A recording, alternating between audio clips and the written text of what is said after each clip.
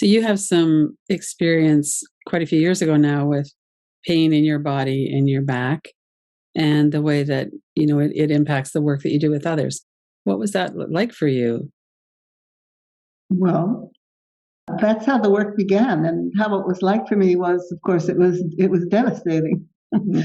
uh, I had been a professional dancer from a very early age, from my ninth year, and then in my 20s, I had a back injury. Actually, it wasn't so much an injury as a coming forward of a imbalance in my body that I'd always had, and it just went it, it it deepened. It got worse, and finally I had to have surgery, and they did a bone graft so that I was really immovable in that place after having been extremely movable all my life.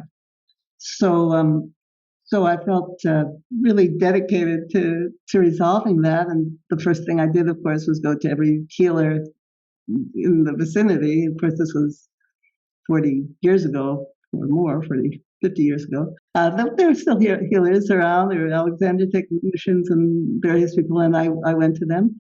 And they weren't able to get deep enough to remove the fusion or to help that imbalance in the body that was causing me pain. They actually fused me off center, whereas even though I had the structural imbalance in my body, I had been centered, but they fused me in the worsened position. So I was really almost non-functional. So I began to attune to myself on a very subtle level. And that's how the work began. I actually had people coming for dance classes to my loft where I lived in downtown New York City.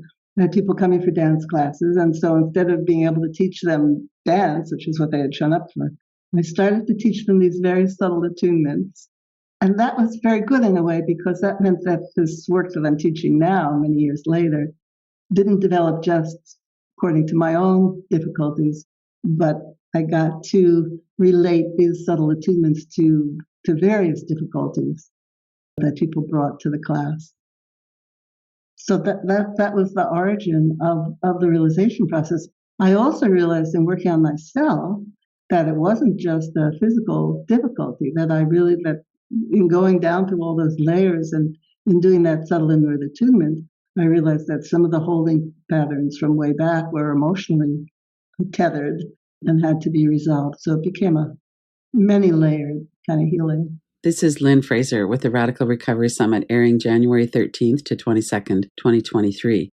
Please go to radicalrecoverysummit.com to view the clips and the interviews.